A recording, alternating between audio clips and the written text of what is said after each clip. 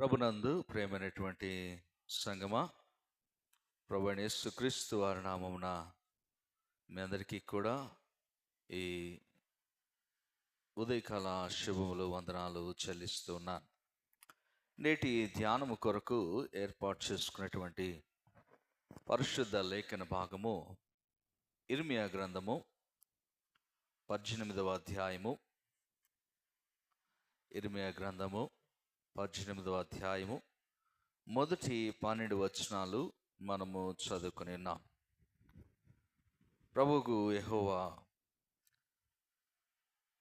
ఇశ్రాయేలు జనులతో మాట్లాడడానికి ఇర్మియాతో మాట్లాడుతున్నాడు. ఇర్మియా, నీవు లేచి కుమ్మరి ఇంటికి పొమ్ము, అక్కడ నా మాటలు నీకు తెలియజేతును. నీవు మొదట కుమ్మరి ఇంటికి వెళ్ళు, అక్కడ నేను నీతో మాట్లాడతాను అన్నాడు. సరే, ఇర్మియా అక్కడ నుండి కుమ్మరి ఇంటికి వెళ్ళాడు. కుమ్మరి ఇంటికి వెళ్ళినప్పుడు అక్కడ ఆయన ఏం చూస్తున్నాడంటే, నేను కుమ్మరి ఇంటికి వెళ్ళగా వాడు తన సారె మీద పని చేయుచుండెను. కుమ్మరి జిగట మంటితో చేయుచున్న కుండ వాని చేతిలో విడిపోగా ఆ జిగట మన్ను మరలా తీసుకొని కుమ్మరి తనకు యుక్తమైనట్టుగా దానితో మరి ఒక కుండ చేసెను. కుమ్మరి ఇంటికి వెళ్ళినటువంటి ఇర్మియా చూస్తూ ఉండగా ఆ కుమ్మరి చేస్తున్నటువంటి కుండ విరిగిపోయింది తన చేతుల్లోనే. అయితే మరలా ఆ మట్టిని ముద్దగా మార్చి మరలా మరి యొక్క కుండను యుక్తమైనటువంటి రీతిలో, తనకిష్టం వచ్చినటువంటి రీతిలో, తనకు అనుకూలం లేదా తనకు ప్రీతికరమైనటువంటి స్థితిలో దాన్ని తయారు చేసుకున్నాడు. అయితే ఈ మాటలు ప్రభువు మాట్లాడడానికి ముందు ఈ యొక్క సాదృశ్యాన్ని ఇర్మియాకు చూపించాడు. ఈ యొక్క సన్నివేశాన్ని, లేకపోతే ఆ సందర్భానికి అక్కడికి తీసుకుని వెళ్ళి ఇర్మియాకు చూపించి ఇర్మియాతో అప్పుడు మాట్లాడుతున్నటువంటి మాట ఏంటంటే, ఇర్మియా, అంతటా యెహోవా వాక్కు నాకు ప్రత్యక్షమై ఇలాగు సెలవిచ్చును, ఇశ్రాయేలు వారా, ఈ కుమ్మరి మంటికి చేసినట్లు నేను మీకు చేయలేనా? ఇదే యెహోవా వాక్కు. జిగట మన్ను కుమ్మరి చేతిలో ఉన్నట్లుగా ఇశ్రాయేలులారా, మీరు నా చేతిలో ఉన్నారు. ఇక్కడ ప్రశ్నిస్తున్నాడు. ఏమంటున్నాడు? ఈ కుమ్మరి మంటికి చేసినట్లు నేను మీకు చెయ్యలేనా?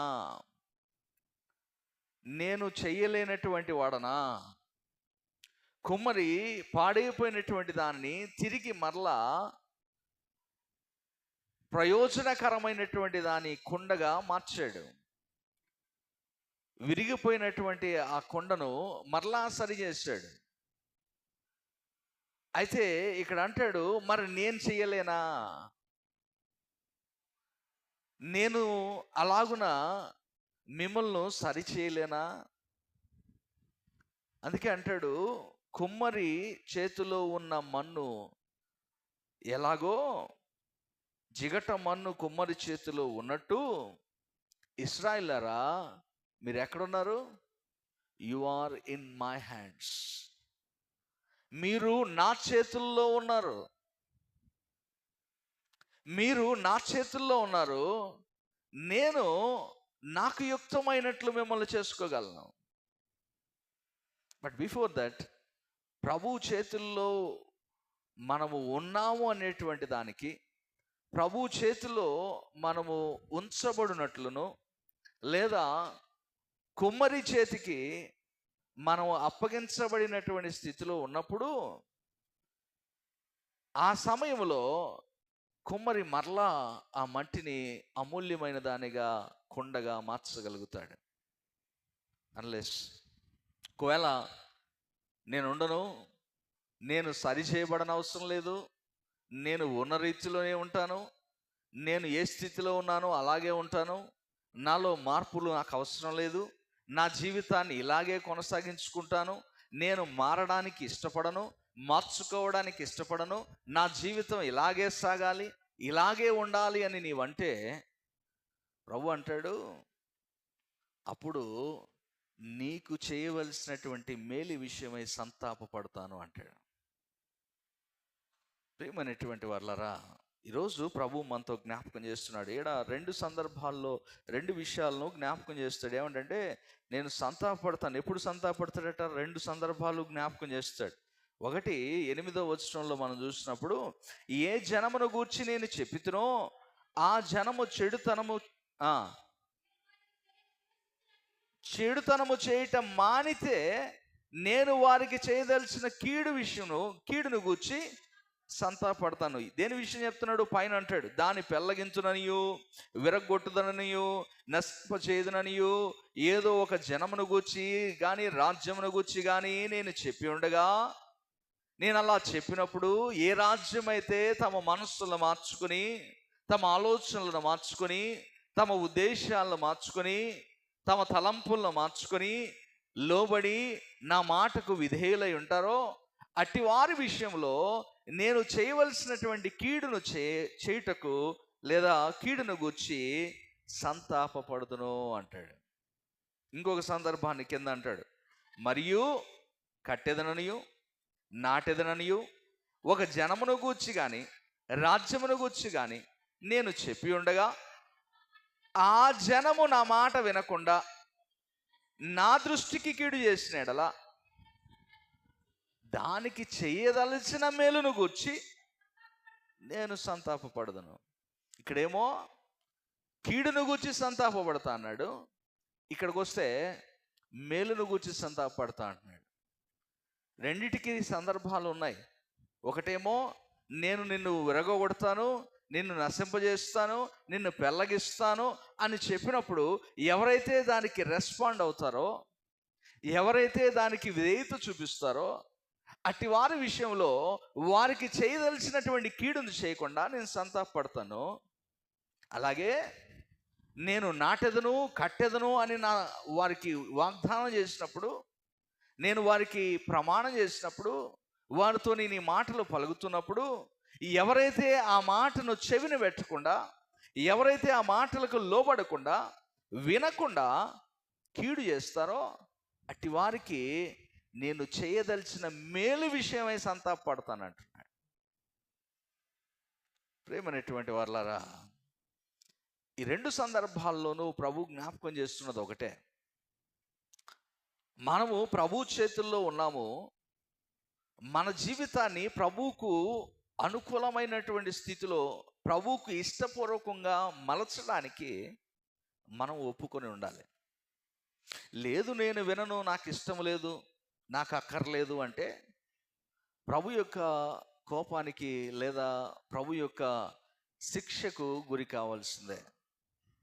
ఇది శిక్ష అనడం కన్నా కూడా ప్రభువు శిక్షణ చేస్తున్నాడు అని అనడం మంచిది. ఎందుకంటే ప్రభువు శిక్షించేవాడు కాదు. ఎంతకాలము కోపపడదువు అంటాడు కదా, ఎంతకాలము ప్రభువు కోపపడతాడు? ప్రభువు ఒక దినమున నీవు ప్రభు వైపు చూసినప్పుడు తాను నీ విషయంలో సంతాపపడతాడు, మరలా తిరిగి నిన్ను చేర్చుకుంటాడు. అది ప్రభు యొక్క తత్వం, దేవుని యొక్క తత్వం. అందుకే ఇక్కడ లేఖనంలో ఈరోజు మనకు జ్ఞాపకం చేస్తున్నాడు ప్రభు, మీరు నా చేతిలో ఉన్నారు, మీ తలంపులు, మీ ఆలోచనలు, మీ ఉద్దేశాలు ఎలా ఉన్నాయో ఒకసారి చూసుకునండి. ఇశ్రాయేలులారా, మీరు నా చేతిలో ఉన్నారు, మీకు నేను చేయదలిచినటువంటి కీడును చేయక సంతాపపడినట్లు మీరు మీ మార్గములను సరిచేసుకునండి, మీ చెడుతనములను మీరు మానండి, మీకున్నటువంటి దుష్ట ఆలోచనల నుండి బయటకు రమ్మని ప్రభు ఇక్కడ జ్ఞాపకం చేస్తున్నాడు. అయితే వీరు ఏమంటారట? 12వ వచనంలో చూడండి. అందుకు వారు ఏమంటున్నారు? నీ మాట నిష్ప్రయోజనం, మేము మా ఆలోచనల చొప్పున నడుచుకుందాము, మేమందరము మా మూర్ఖ హృదయము చొప్పున ప్రవర్తించుదము అని అందరూ. ఇంత స్పష్టంగా ఇర్మియా వచ్చి మాట్లాడుతుంటే వారు అంటున్నారు, మేము నీ మాట వినము. ఎందుకు? నీ మాటలు నిష్ప్రయోజనము. ప్రయోజనము లేనటువంటివి నీ మాటలు. నీవు మమ్మల్ని పదే పదే హెచ్చరిస్తున్నావు, పదే పదే మమ్మల్ని ఇదిగో మేము తప్పు చేస్తున్నాం అని మమ్మల్ని ఎత్తి చూపుతున్నావు. కాబట్టి నీ మాటలు ప్రయోజనకరమైనవి కావు, హెచ్చరిక ప్రయోజనకరమైనది కాదు అని ఇశ్రాయేలు యొక్క తలంపు. అందుకే వారు అంటున్నారు, ప్రయోజనకరం కాదు, మేము మా ఆలోచన చొప్పునే నడుచుకుందాం, మేమందరము మా మూర్ఖ హృదయము చొప్పునే ప్రవర్తిస్తామని వారు అంటారట. ప్రియమైన వాళ్ళారా, ప్రభు హెచ్చరించేది కానీ, ప్రభు మనల్ని సరి చేసేది కానీ దేని నిమిత్తం? ఇప్పుడు పిల్లలను తల్లిదండ్రులు ఎందుకు హెచ్చరిస్తారు? వాళ్ళ మేలు కోసమేగా. నిన్న మొన్న మా పెద్ద బాబుకి చెప్పాను, గ్రేసీ బయటికి వెళ్ళొద్దు, నేను బయటికి వెళ్తున్నా, మీరు బయటికి వెళ్ళి సైకిల్ దొక్కోవద్దు, ఆడుకోవద్దు అని చెప్పా. నేను వెళ్ళిపోయిన తర్వాత వాళ్ళ అమ్మని అడిగి బయటికి వెళ్ళిపోయారు. వాళ్ళ అమ్మకు తెలియదు ఆ విషయం. బయటికి వెళ్ళింది, ఆడుకుంటా పడి మోకాలు పగలగొట్టుకుంది. నేను చెప్పిన మాటిని వెళ్ళకుండా ఉంటే దెబ్బ తగిలేదా? ఒక హెచ్చరిక, ఒక సూచన దేనికి? మనకు రాబోతున్నటువంటి దినముల్లో కానీ, రాబోతున్నటువంటి పరిస్థితుల్లో కానీ మనకు ఎదురు దెబ్బలు తగలకుండా ఉండడానికి ప్రభువు ముందుగానే హెచ్చరిస్తాడు.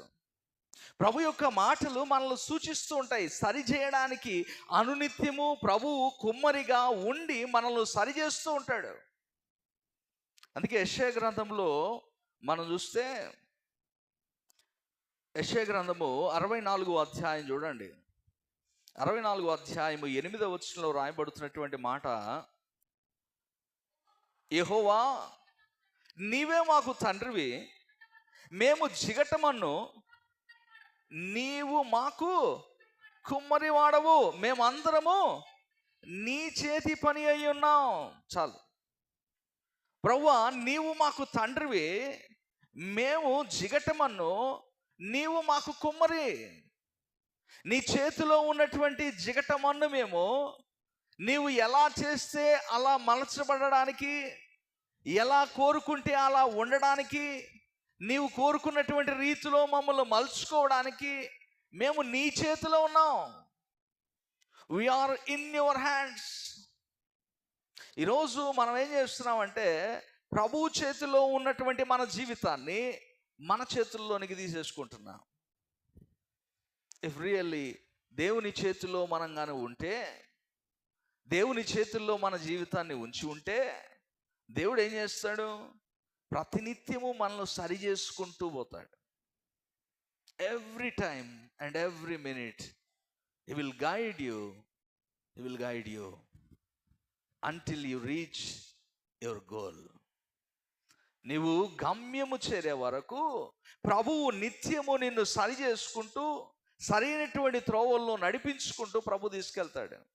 అదే నేను ప్రభు చేతిలో ఉండను, ప్రభువా నీ మాటలు నిష్ప్రయోజనము, ప్రభువా నీ మాటలు వినటం నాకు ఇష్టం లేదు, ప్రభువా నీ హెచ్చరికలు వినటం నాకు ఇష్టం లేదు, నీ హెచ్చరికలు నన్ను బాధిస్తున్నాయి, నీ హెచ్చరికలు నన్ను బాధ పెడుతున్నాయి, నీ హెచ్చరికలు నాకు గుచ్చుకుంటున్నాయి, నీ హెచ్చరికలు నన్ను ఇదిగో నా మనసులో వేదనకు గురి చేస్తున్నాయి, కాబట్టి నీ మాటలు నాకు మంచిగా లేవు, కాబట్టి నీ మాట నేను వినను అంటే ఎవరికి నష్టం? మనకే. ఎవరు వినకుండా ఉంటారో వారికే. ఇక్కడ వారు ఇర్మియా ఈ మాటలు చెప్తే ఇర్మియాను చంపడానికి ప్రయత్నించారు ఆ జనులు. అక్కడ జ్ఞాపకం చేస్తాడు ఇర్మియా 19వ వచనంలో, 18వ అధ్యాయం 19వ వచనం నుండి చూస్తే, యెహోవా నా మొర ఆలకించుము, నాతో వాదించు, వారి మాట వినుము, వారు నా ప్రాణము తీయవల్లని గుంట త్రవ్వి ఉన్నారు, చేసిన మేలుకు ప్రతిగా కీడు చేయవలన వారికి మేలు కలగలని వారి మీద నుండి నీ కోపము తప్పించుటకై నీ సన్నిధిని నిలిచి నేను వారి పక్షముగా మాట్లాడిన సంగతి జ్ఞాపకం చేసుకును. నేను హెచ్చరిస్తుంటే, నీ మాటలు తీసుకెళ్ళి వారికి చెప్తుంటే నా మాటలు వారికి ఎక్కట్లేదు. They are not ready to listen my word. నీ మాటలు వినడానికి, నీవు నా ద్వారా మాట్లాడుతున్నటువంటి మాటలు వినడానికి వారు సిద్ధంగా లేరు. They're against to your word. నీ మాటకు వారు వ్యతిరేకంగా ఉన్నారు. నీ మాటను వినడానికి వారు అంగీకరించట్లేదు. అనేక పర్యాయాలు ఆధ్యాత్మికమైనటువంటి జీవితంలో, ఆత్మీయ జీవితంలో మనము కూడా దేవుని యొక్క మాటను వినడానికి ఆసక్తి కంటే కూడా దేవుని మాటను తిరస్కరించడానికి ఎక్కువ ఇష్టపడతాం. ఎందుకు అంటే అవి మనకు బాధ కలిగిస్తాయి కనుక, అవి మనల్ని నయం చేస్తుంటాయి కనుక. పాడు చేసేది అందరికి ఇష్టమే అండి, బాగు చేసేది ఎవరికి ఇష్టం ఉండదు. కూల్ డ్రింక్ ఈజీగా తాగుతారు కదా, అదే సిరప్ తాగమంటే సింపుల్. పాడు చేసేదాన్ని ఈజీగా తాగుతారు. మనిషిని, శరీరాన్ని కాదు, భౌతిక సంబంధమైనవే కాదు, ఆత్మీయంగా కూడా మన మన ఆత్మలను పాడు చేసే విషయాలకు చాలా సులువుగా లొంగిపోతాం. కానీ ప్రభువుకు ఆమోదయోగ్యంగా ఉంచడానికి నిన్ను నీవు మలుచుకోవాల్సినటువంటి వాక్యమును వినడానికి మాత్రం అంత ఆసక్తిని చూపలేము. ఒకవేళ హెచ్చరికలు మనకు వినబడుతుంటే మనం అనుకుంటాం, ఎందుకు పాస్టర్ గారు ఎప్పుడు హెచ్చరిస్తూనే చెప్తాడు వాక్యం, ఎందుకు ఎప్పుడు గుచ్చుతూనే మాట్లాడతాడు. ప్రభు వాక్యం అదే. మరి దురద చెవులు కలిగినటువంటి స్థితిలో ఉన్నటువంటి వారికైతే అది ఎక్కవు. ఎందుకు? వారికి ఇష్టమైన మాటలే వినాలనుకుంటారు, ఆశీర్వాద వచనాలే వినాలనుకుంటారు, మరొక మాటలు వినడానికి ఇష్టపడరు. ప్రియమైనటువంటి వారలారా, ఇక్కడ జ్ఞాపకం చేస్తున్నాడు, కుమ్మరి మంటి ఎలా ఉన్నదో కుమ్మరి చేతిలో మనము ప్రభు చేతిలో ఉండవలసిన వారము. We have to be in the hands of God. ఆయన చేతికి మన జీవితాల్లో, మన కుటుంబాలను, మన ఆత్మీయ జీవితాన్ని ఇవ్వవలసినటువంటి వారు. ఆయన చేతుల్లోనే ఉంచాలి నీ జీవితాన్ని. ఆయన ఎలా కావాలంటే అలా మలుచుకోవడానికి you have to mould your life. అవునా కదా? బంకమట్టి ఆ చక్రం మీద వేసిన తర్వాత ఆ కుమ్మరి దాన్ని ఎలా కావాలంటే అలా మలుస్తాడు, అంతేనా? అది ఇలా పల్లెంలాగా మలచగలడు, ఇలా కూజాలాగా మలచగలడు. సేమ్ అదే మట్టి, అదే ముద్ద. ఎప్పుడు సాధ్యం అది? అది కుమ్మరి చేతిలో ఉన్నప్పుడే సాధ్యం. నీవు కుమ్మరి చేతిలో లేకపోతే నీ జీవితాన్ని మోల్డ్ చేయడం, నీ జీవితాన్ని సరిచేయడం అది ఎవరి తరం కాదు.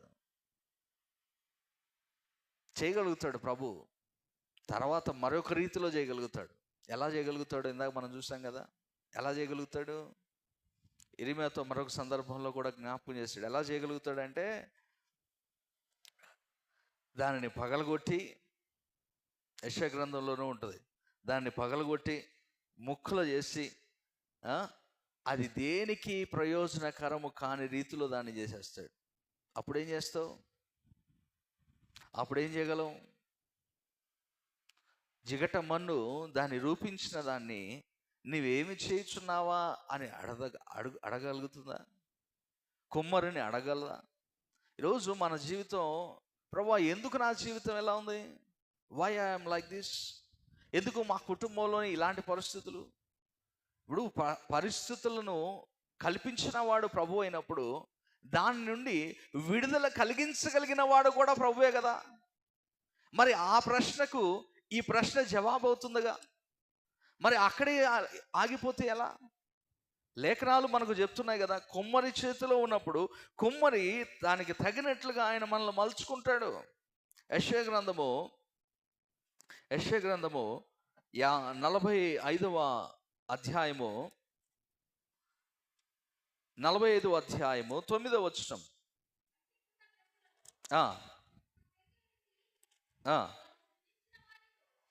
సూచించిన వానితో వాదించువానికి శ్రమ, జిగట మండు దాన్ని రూపించు వానితో నీవేమి చేయుచున్నావని అనదగునా? వీనికి చేతులు లేవని నీవు చేసినది నీతో చెప్పదగునా, నీవు ఏమి కనుచున్నావని తన తండ్రితో చెప్పువానికి శ్రమ. మంటికుండ పెంకులలో ఒక పెంకై ఉండి తను సృజించిన వానితో వాదించున్నటువంటి వానికి శ్రమ. దేవునితో వాదించినటువంటి వానికి శ్రమ. ఇక్కడ జ్ఞాపకం చేస్తున్నటువంటి మాట చూడండి. జిగట మన్ను దాన్ని రూపించినటువంటి వానితో నువ్వేం చేయుచున్నావా అని అనదగునా, అనగలదా? నువ్వు దేవునితో ప్రభువా ఏంటి నా జీవితం ఎలా ఉంది అని అడగలవా? అనడానికి లేదు. నీ జీవితాన్ని ఎలా అవసరమైనదో అలా మలుచుకోవడానికి ఆయనకి ఇష్టమైంది.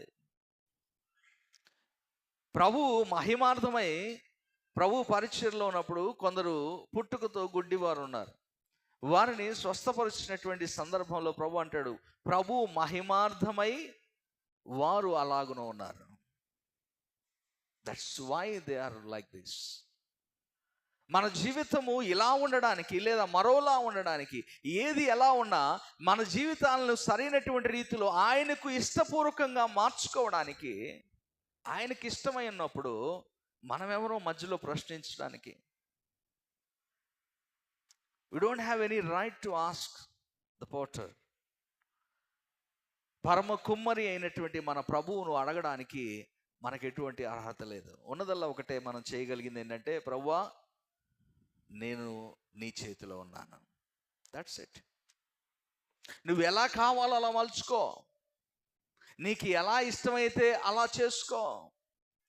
నన్ను ఒక మంచి నీటి కొండగా పెడతావా, లేదా తినే కంచముగా పెడతావా, లేదా ఒక ఫ్లవర్ వాజ్ పెట్టుకునే కూజాగా పెడతావా? ఎలా అయినా నీ ఇష్టం. అది వాడబడేటువంటి విధానము మార్పు ఉంటుందేమో కానీ వాడబడేది ప్రభు కోసమై ఉంటుంది. అది గుర్తుపెట్టుకోవాలి. మన జీవితాలు ప్రభు కోసము వాడబడేవై ఉండాలి, ప్రభు కోసము ఉండేవై ఉండాలి. అదే ప్రభు మన నుండి కోరుకుంటున్నది. యెషయా గ్రంథంలోనే 30వ అధ్యాయము 14వ వచనంలో కూడా చూస్తే, 30వ అధ్యాయము 14వ వచనంలో అంటాడు, కుమ్మరికుండ పగలగొట్టబడినట్లు ఆయన ఏమీ విడిచిపెట్టగా దాన్ని పగలగొట్టును. పొయ్యిలో నుండి నిప్పు తీయటకే కానీ, గుంటలో నుండి నీళ్లు తీయటకే కానీ దానిలో ఒక్క పెంకైనను దొరకదు. ఎందుకు దొరకదు? కారణం ఏంటి? ఎందుకు అలా పగలగొడతానంటున్నాడు? పై వచనం చదవండి, అర్థమవుతుంది ఎందుకు అలా చేస్తా అంటున్నాడంటే. 12వ వచనంలో మనం చూస్తే, అందుచేతను ఇశ్రాయేలు యొక్క పరిశుద్ధ దేవుడు ఇలాగూ సెలవిచ్చున్నాడు. ఏమంటున్నాడు? మీరు ఈ వాక్యము వద్దని త్రోసివేసి బలాత్కారమును కృత్రిమమును నమ్ముకొని అట్టి వాటిని ఆధారము చేసుకుంటుని గనుక ఈ దోషము మీకు ఎత్తైన గోడ నుండి జోగిపడిపోతున్న గోడ అండవలే అగును. అది ఒక్క క్షణములోనే హఠాత్తుగా పడిపోవును. కుమ్మరికుండా పగలగొట్టబడినట్లు ఆయన ఏమీ విడిచిపెట్టగదానని పగలగొట్ట. కారణం ఏంటి?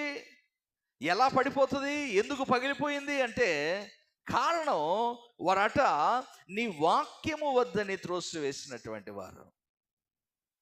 నీ వాక్యము మాకొద్దు, మాకు బలాత్కారమే ఇష్టము, మాకు కృత్రిమమైనటువంటి వాటిని నమ్ముకొనడమే ఇష్టము, వాటిని ఆధారం చేసుకొనడమే మాకు ఇష్టము. కానీ నీ వాక్యానికి కానీ, నీ హెచ్చరికలకు కానీ, నీ వాగ్దానములకు కానీ లోబడాలని కానీ, వాటికి లోబడి జీవించాలని కానీ, విధేయత చూపించాలని కానీ మాకు ఇష్టము లేదు. Then what will happens? నువ్వు ఒకవేళ అలా అంటే, దేవుని వాక్యం నీకు వినపడుతున్నప్పుడు, హెచ్చరిక వినిపించబడుతున్నప్పుడు, సరిచేయడానికి కుమ్మరి ప్రయత్నిస్తూ ఉన్నప్పుడు, ఆ కుమ్మరి ప్రయత్నాన్ని నీవు తిరస్కరిస్తే ఏమవుతుంది? నువ్వు తిరస్కరిస్తే నీకు శ్రమ ఎదురవుతుంది. ప్రియమైన వారలారా, ఆయన పరమ కుమ్మరి. ఆయన మనల్ని సరిచేయడానికి తన వాక్యముతో మనతో మాట్లాడుతూనే ఉంటాడు. He's always want to correct everyone and everything in our life. మన జీవితంలో ప్రతిదాన్ని సరిచేయడానికి ప్రభు ప్రయత్నిస్తూనే ఉంటాడు, ప్రతినిత్యము ప్రయత్నిస్తూనే ఉంటాడు. అయితే ఆ ప్రయత్నానికి వినడానికి, విధేయత చూపించడానికి నువ్వు ఇష్టపడాలి. అప్పుడే నీ జీవితము ప్రభువు ఇక్కడ మనం చదువుకున్నటువంటి లేఖన భాగంలో జ్ఞాపకం చేస్తాడు కదా, వారికి చేయదలిచినటువంటి కీడును చేయక సంతాపపడుతున్నాం. మీ మీదకు రావాల్సినటువంటి ఉగ్రత, ఆ కోపము, లేకపోతే ఆ శాపము, లేదా ఆ యొక్క పాపమునకు తగినటువంటి ప్రతిఫలాన్ని ఇవ్వకుండా ప్రభువు సంతాపపడతాడు. యోనా గ్రంథంలో మనకు తెలుసు, నినివే పట్టణమునకు వెళ్ళి యోనాను హెచ్చరించమన్నప్పుడు యోనా నినివే పట్టణానికి వెళ్ళి వారిని హెచ్చరిస్తున్నటువంటి మాటల్లో మనం చూస్తే, అక్కడ వారిని హెచ్చరించినటువంటి సందర్భంలో వారు వెంటనే immediately they responded, very immediately. ఎట్లా? వాస్తవానికి అది ఎంత దూరం ఉన్నటువంటి పట్టణమట.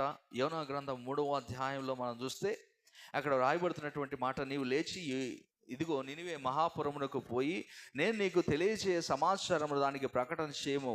యోనా, ఇదిగో నినివే పట్టణము దేవుని దృష్టికి గొప్పదై 3 దినముల ప్రయాణం అంతా పరిమాణము గల పట్టణము. అయితే యోనా ఎంత దూరం ప్రయాణం చేసాడట? 3 దినాలు ప్రయాణం చేసేటటువంటి పట్టణం అయితే యోనా 1 దినము ప్రయాణం మాత్రం చేశాడు. 1 దిన ప్రయాణం మాత్రము చేసి ప్రయాణం అంత దూరము సంచరిస్తూ ఒకే మాటను హెచ్చరించాడు. ఏంటంటే, ఇక 40 దినములకు నినివే పట్టణము నాశనమవునని ప్రకటన చేయగా. ఇంకేమన్నా చెప్పాడా యోనా? ఇంకేమన్నా మాట్లాడాడు? ఒకటే మాట, యెహోవా ఉగ్రత రాబోతున్నది, ఇక 40 దినములలో ఈ మహాపట్టణం నాశనం అవుతుంది అన్నాడు. ఎంత దూరం చెప్పాడు? 3 దినముల ప్రయాణం ఉంటే నినివే పట్టణం, యోనా 1 దిన ప్రయాణం మాత్రమే చేశాడు. అంటే అంత దూరం మాత్రమే వెళ్ళి చెప్పాడు, ఒక్కరోజే చెప్పాడు. ఏం జరిగింది అక్కడ? ఆ మాటలు వినినప్పుడు నినివే పట్టణపు వారు దేవుని యందు విశ్వాసం ఉంచి ఉపవాస దినమును చాటించి గనులేమి అల్పులేమి అందరూ గోనె పట్ట కట్టుకొనిరి. ఆ సంగతి నినివే రాజునకు వినబడినప్పుడు అతడును తన సింహాసనం మీద నుండి దిగి తన రాజవస్త్రములు తీసివేసి గోనె పట్ట కట్టుకొని బూడిదలో కూర్చుండెను. రాజులని మంత్రులను ఆజ్ఞేయగా ప్రతి ఒక్కరు, మనుషులేమి పశువులేమి ఎద్దులేమి గొర్రెలేమే, అన్నీ ప్రభు వైపుకు వారు మళ్ళినట్లుగా మనం చూస్తున్నాం. విధేయత, పశ్చాత్తాపం ప్రభు కోరుకునేది. కీడు చేయక నేను మానాలంటే మీరు చేస్తున్న వాటిని మీరు మానాలి. మీరు మార్పు చెంది నా వైపు తిరిగినప్పుడు నేను చేయవలసిన కీడు చేయకుండా నేను సంతాపపడతానన్నాడు. ఎందుకు పాస్టర్ గారు కీడును గురించే మాట్లాడుతున్నారు? దేవుడు కీడును గురించే చెప్పన్నాడా? కీడు జరుగుద్ది అంటే, మరి కీడు అంటే మేలు గురించి చెప్తావా? మరి మేలు నీకు కావాలంటే దేవుని మాట వినాలిగా. 2 చెప్పాడు ఆడ. కీడు గురించి చెప్పాడు, కీడును చేయక మానతానన్నాడు. అదే మేలు చేయడా నేను మానకుండా ఉండాలన్నా రెండిటికి ఒకటే మార్గం. ఏంటంటే, కుమ్మరి చేతిలో నీ ఉన్నప్పుడు కుమ్మరి చెప్పినట్టు వినాలంతే. You have to listen to the potter. నీవు దేవుని యొక్క చేతిలో ఉన్నప్పుడు దేవుడు చెప్పినట్లు వినాలంతే. దేవుని వాక్యము నిన్ను ఏది హెచ్చరిస్తున్నదో అది నీవు చెయ్యాలంతే. నేను వినను, నేను చెయ్యను, నాకు వద్దు అంటే కాన్సిక్వెన్సెస్ నువ్వు ఫేస్ చేయాల్సిందే. కుండ పగలగొట్టబడినట్లు నువ్వు పగలగొట్టబడచ్చు, తెలీదు. అందుకే ప్రభు అంటున్నాడు, కుమ్మరి చేతిలో ఉన్న మట్టి జిగట మన్ను వలె మన జీవితాలు ఉన్నాయనేది జ్ఞాపకం చేసుకోవాలి. ఎహెజ్కేలు గ్రంథము 13వ అధ్యాయము 10వ వచనం నుండి చూస్తే, అక్కడ నా జనులు మట్టి కూడా కడుతున్నారు. 13వ అధ్యాయము 10వ వచనం నుండి నేను చెప్తాను. అక్కడ సమాధానమేమీ లేకపోయినను సమాధానం అని చెప్పి నా జనులను మోసపుచ్చుతున్నారు. నా జనులు మంటి గోడను కట్టగా వారు వచ్చి దాని మీద గచ్చు పూత పూస్తున్నారు. ఇందువల్లే పూయిస్తున్న వారితో నీవు ఇట్లు చెప్పు, ఏమని? వర్షము ప్రవాహముగా కురియును, గొప్ప వడగండ్లు పడును, తుఫాను దాన్ని పడగొట్టగా అది పడిపోవును. ఆ గోడ పడగా జనులు మిమ్మల్ని చూసి మీరు పూసిన పూత ఏమాయనని అడుగుదురు కదా. ఇందుకు ప్రభు అయిన యెహోవా సెలవిచ్చిందంటే, నేను రౌద్రము తెచ్చుకొని తుఫాను చేత దాన్ని పడగొట్టుదును. నా కోపమును బట్టి వర్షము ప్రవాహముగా కురియును, ఆ రౌద్రమును బట్టి గొప్ప వడగండ్లు పడి దాన్ని లయపరుచును. ఏం చేశారేడా? ఒక గోడ కట్టారు. వీళ్ళు వచ్చి ఎవరు? ఇందాక చెప్పా కదా, మేలుని గురించి మాత్రమే, మంచిని గురించి మాత్రమే వినాలని చెప్పేటటువంటి వారు అనేక మంది ఉన్నారు. అలా చెప్తున్నటువంటి మాటలకు లోబడుతున్నటువంటి వారు ఆ దినాల్లో కూడా ఉన్నారు. వారట సమాధానము లేనటువంటి సమయంలో కూడా సమాధానమునని చెప్పి వారు ఏం చేస్తారు? వచ్చి ఆ గోడలకు గచ్చు పూత పోస్తారట. కవరప్ అన్నమాట, కవరింగ్. ఆ ఉన్నటువంటి ఆ స్థితిని మరుగు చేయడం, వారు కట్టినటువంటి దాన్ని గొప్పదిగా చూపించినట్లుగా చేయడం. ఒట్టి గోడను గట్టి గోడగా చూపించాలనే ప్రయత్నం, అది ఇంకేం లేదు. ఒట్టి ఆత్మీయ జీవితాన్ని బలమైన ఆత్మీయ జీవితంగా చూపించడానికి ప్రయత్నం. ఈ ప్రయత్నంలో వాళ్ళు ఏం చేస్తారంటే, మంచిగా పూత పూసి పైన మేకప్ చేస్తారు. మంచిగా మేకప్ చేస్తే మేకప్ ఎప్పుడు పోద్ది? మేకప్ ఎప్పుడు పోద్దండి? మొహం కడుక్కుంటే మేకప్ పోద్ది, అంతేగా? ఎంత కవరప్ చేసుకున్నా మొహం కడుక్కొని బయటకు వచ్చాక తెలిసిపోద్ది, అవునా? పెళ్ళిళ్ళలో చాలామంది మేకప్ వేసుకుంటారు మంచిగా, పెళ్లి కూతుర్లు. పెళ్ళి అయిపోయిన తర్వాత నెక్స్ట్ డే కనపడుతుంది ముఖం, అసలు అర్థమే కాదు, ఇదెవరో అదెవరో తెలియదు. ఆత్మీయ జీవితాన్ని అట్లా ఏం చేస్తున్నారంటే పై మెరుగు దిద్దుకుంటున్నారు. They are making up themself. వాళ్ళు తమకు తాము వాళ్ళు ఏం చేస్తున్నారంటే పైన పూత వేసుకుంటున్నారు. ఇదిగో మేము గట్టి వారము, మా ఆత్మీయ జీవితం చాలా బలమైంది, మా ఆత్మీయ స్థితి బలమైనటువంటి స్థితిలో ఉంది అనేటువంటి రీతిలో తమను తాము బాగా కట్టుకుంటారు. అయితే ప్రభు అంటున్నాడు, ఇలాంటి సమయంలో నేనేం చేస్తానంటే, నేను వడగళ్ళను, తుఫానును, వర్షమును కురిపిస్తాను. ఆ గోడ ఏమైందట? చదవండి అక్కడ. ఆ గోడ దాని పునాది కనబడునట్లు మీరు గచ్చుపోత పూసిన గోడను నేను నేలతో సమానముగా కూల్చుదును. నేలతో సమానముగా కూల్చుదును. అప్పుడు నేను యెహోవానని మీరు తెలుసుకుందరు. Then you will know who I am. నేనెవరో అప్పుడు తెలుస్తుంది మీకు. అంటే దేవుడు తాను కనపరుచుకోవడానికి ఇలా చేశాడనే కాదు. దేవుడిని కాదని ఆ జనులు తమను తాము గొప్పగా ఎంచుకుంటున్నప్పుడు, దేవుని కాదని దేవునికే వారు మేకప్ వేయడానికి ట్రై చేస్తున్నప్పుడు, దేవునికే వారు ఏం చేస్తున్నారు? మోసగించడానికి ప్రయత్నిస్తున్నప్పుడు దేవుడు అంటున్నాడు, నేను యెహోవానని మీరు తెలుసుకుంటారు. అది నాన్న కుమ్మరి చేతిలో ఉన్న కొండ, ఆ కొండ ప్రభువుకు, ఆ కుమ్మరికి లోబడి ఉన్నప్పుడే, if it surrenders to the Potter, then only he can again remake another vessel. మరి యొక్క కుండను ఆయన చేయగలుగుతాడు, కానీ లోపడకపోతే ఏం చేయలేడు. ఈరోజు మన జీవితాలు ప్రభువుకు లోబడకపోతే, ప్రభు చేతిలో మన జీవితాలు ఉంచలేకపోతే, మన జీవితాలు ప్రభు మలచడము లేదా మన జీవితానికి తగిన రీతిలో మోల్డ్ చేయడం మన వల్ల కాదు. Only for God it self. దేవునికి మాత్రమే సాధ్యం అండి. గుర్తుపెట్టుకోండి. చాలామంది జీవితాల్లో, చాలా కుటుంబాల్లో ఒకవేళ కోడళ్ళు వచ్చారనుకోని ఇంట్లోకి,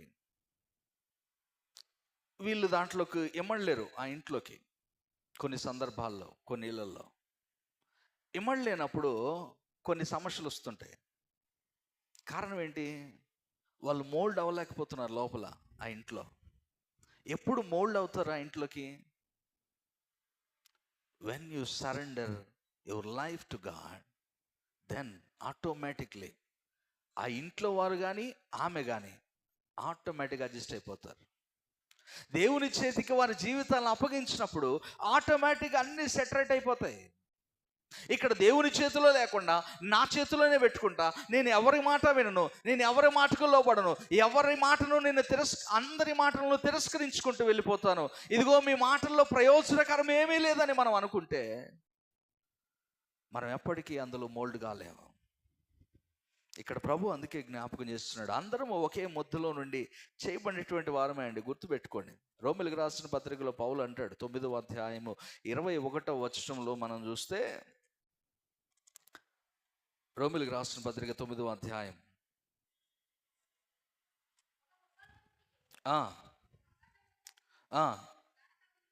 ఒక ముద్దలో నుండి ఒక ఘట్టము ఘనహీనతకును కుమ్మరివానికి అధికారము లేదా? కుమ్మరివానికి అధికారం లేదా? ఇదిగో అలాగూ దేవుడు తన ఉగ్రతను అగపరుచుకును, తన ప్రభావం చూపుటకును ఇచ్చయించిన వాడై నాశనమునకు సిద్ధపడి ఉగ్రత పాత్ర అయిన ఘట్టమును ఆయన బహు దీర్ఘ శాంతముతో సహించినేమి. మరియు మహిమ పొందుటకు ఆయన ముందుగా సిద్ధపరిచిన కరుణా పాత్ర ఘట్టము ఎడల, అనగా యూదుల్లో నుండి మాత్రమే గాక అన్ని జనుల్లో నుండి ఆయన పిలిచిన మన ఎడల తన మహిమ స్వర్యము కనపరచవలననేమి ఆయన చిత్తము. ఇదిగో అందరూ ఒకే రీతిలో ఉన్నటువంటి వారమే కదా, ఒక ముద్దలో నుండి. అందుకే అంటాడు, ఒక ముద్దలో నుండే ఒక ఘట్టము ఘనతకును ఒకటి ఘనహీనతకును చేయుటకు మంటి మీద కుమ్మరికి అధికారం లేదా? కుమ్మరికి అధికారం ఉంది. కుమ్మరి నిన్ను ఎలా కావాలంటే అలా మలుచుకోగలుగుతాడు, కానీ ఆ కుమ్మరి చేతిలో ఉండాలి కదా ఫస్ట్. ఇక్కడ మన ప్రశ్న ఏంటంటే, కుమ్మరి ఎలా చేస్తున్నాడు అనేది కాదు ఇక్కడ మనకు కావాల్సింది. కుమ్మరి నిన్ను ఎలా చేయాలన్నా ముందు నువ్వు అసలు కుమ్మరి చేతిలో ఉండాలి కదా. ఉంటే కదా కుమ్మరి చేసేది. ఆయన చేతికి నిన్ను అప్పగించుకుంటే కదా ఆయనకు అవసరమైన రీతిలో నిన్ను చేయగలిగేది. చేతిలో ఉంటే ఘనమైన దానిగా నువ్వు చేయబడతావు. గుర్తుపెట్టుకోండి, ఘనమైన పాత్రగా ప్రభు కొరకు వాడబడతావు. ఆయన చేతిలో లేకపోతే ఘనహీనమైన దానిగా ఎంచబడతావు. ప్రభు శిష్యులను ఏర్పాటు చేసుకున్నాడు. 12 మంది శిష్యులను ఏర్పాటు చేసుకుంటే అందులో యూదా ఇస్కరియోతును మాత్రమే ఎందుకు దేవుడు లేదా అపవాది పట్టుకొని శోధించి ప్రభువును అప్పగించడానికి వాడబడ్డాడు? ఎందుకని? అతనికి ఉన్నటువంటి ఆలోచన, అతనికి ఉన్నటువంటి ఉద్దేశము ఏంటి? ఆమె వచ్చి ఆయన పాదాలు గడిగింది కదా, అత్తరు పూసి ఏమంటాడు? ఇంత విలువైన అత్తరు నువ్వు వృధా చేసావు, ఇది డబ్బులుగా ఇచ్చుంటే కనీసం పేదవారికి ఇచ్చేవాళ్ళం కదా. ఇంత తలంపు ఎక్కడుంది? దేవుని మీద లేదు. ఎక్కడుంది? ధనము మీద ఉన్నది, లోక పరిస్థితుల మీద ఉన్నది, లోకం మీద ఉన్నది. అందుకే ప్రభు అంటాడు, పేదలు ఎల్లప్పుడూ మీతో ఉంటారు, నేను ఉండను. ఇస్కరియోతు యూదా ఘనహీనుడుగా ఎంచబడినటువంటి వాడు, ప్రభువును అప్పగించినటువంటి వాడు. మిగిలిన శిష్యులు హతసాక్షులై గనులుగా ఎంచబడినటువంటి వారు. కుమ్మరి చేతిలో ఉన్నటువంటి మట్టి ఘనహీనతకు ఘనతకు రెండిటికి అందులో నుండే వచ్చావు. There is no differences. అందరూ మునుపు పాపము చేసిన వారమే, మునుపు అవిధేయులమే, మునుపు ప్రభువును ఎరగని వారమే, మునుపు ప్రభువును తిరస్కరించిన వారమే, లోక మర్యాదలను అనుసరించి నడుచుకున్న వారమే. కానీ ఇప్పుడు ప్రభువు చేతుల్లోనికి వచ్చిన తర్వాత ప్రభువుకు లోబడి ఉండవలసినటువంటి మన జీవితాన్ని, ప్రభువు చేతులకు అప్పగించినటువంటి జీవితాన్ని తిరిగి మరలా నువ్వు తీసుకోవడానికి లేదు. ఎఫెసీయులకు రాసిన పత్రిక 2వ అధ్యాయంలో మనం చూస్తే పౌలు అంటాడు, మునుపు ఉన్నటువంటి మన స్థితి ఏంటట? మునుపు మీరు 3వ వచనం, వారితో కలిసి మనమందరము శరీరం యొక్క మనస్సు యొక్క కోరికలను నెరవేర్చుకొనొచ్చు, మన శరీరాశలను అనుసరించి మునుపు ప్రవర్తించుచు కడమవారి వలన స్వభావ సిద్ధముగా దైవోగ్రతకు పాత్రులమై ఉంటే, మీ దైవోగ్రతకు పాత్రులమై ఉన్నటువంటి స్థితి ఏంటట?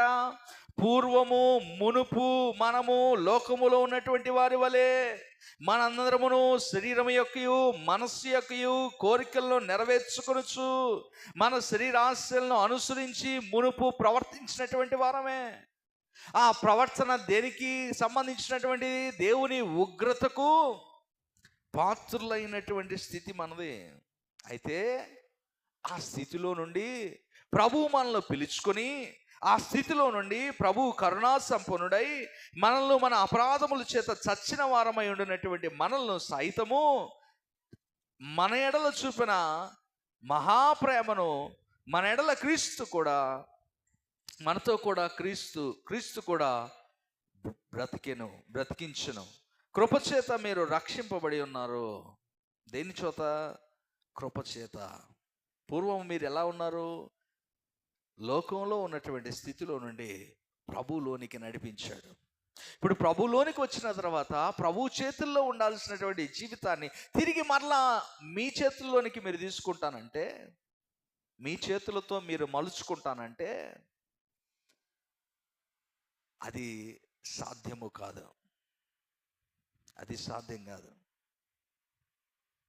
అందుకే అంటాడు, కుండ ఇప్పుడు మట్టి తనకు తాను చేసుకోగలదా? ఇప్పుడు చక్రం మీద వేయబడిన ఆ మట్టి జిగటమన్ను చక్రం తిరుగుతూ ఉన్నప్పుడు ఆ మట్టి దాన్ని ఎవరు పట్టుకోకుండా, దాన్ని ఎవరు ఏం చేయకుండా దాని అంతటా అదే ఒక మంచి కొండగా మార్చబడుద్దా? మారుద్దా? ముద్దగానే ఉంటుంది అది. దాంట్లో ఏం మార్పు రాదు. ఇంకా దాని స్థితి మారదు, దాని పరిస్థితులు మారవు, అది అలాగే ఉంటుంది. అదే కుమ్మని దాని మీద చేయి పెట్టి దాన్ని చేయడం ప్రారంభిస్తే అది అమూల్యమైన దానిగా మార్చబడుద్ది. Unless you are in the hands of God, your life will be stay as usual where it is started. ఎక్కడ ఆరంభమైందో అక్కడే ఉండిపోతుంది నీ జీవితం. అదే కుమ్మరి చేతిలో ఉంటే నిన్ను ఎలా కావాలో అలా మలుచుకుంటూ వెళ్ళిపోతాడు కుమ్మరి. అదే ఇక్కడ ప్రభు జ్ఞాపకం చేస్తున్నాడు. ఇది నా ప్రియమైన వాళ్ళారా, ప్రభువు మనతో మాట్లాడుతున్నాడు. మన ఆలోచనలు, మన హృదయములు, మన తలంపులు మనం మార్చుకొనవలసినటువంటి వారం. మనందరము మన హృదయ ఆలోచనలను చొప్పున ప్రవర్తించవలసినటువంటి వారం కాదు. ప్రభు చేతుల్లో ప్రభు కోరుకున్నట్లు మన జీవితాలను మార్చుకొనవలసినటువంటి వారం. ఒక మాటను చదివి నేను ముగించేస్తాను. ఇర్మీయా గ్రంథము 26వ అధ్యాయం, ఇర్మీయా గ్రంథము 26వ అధ్యాయం 13వ వచనం.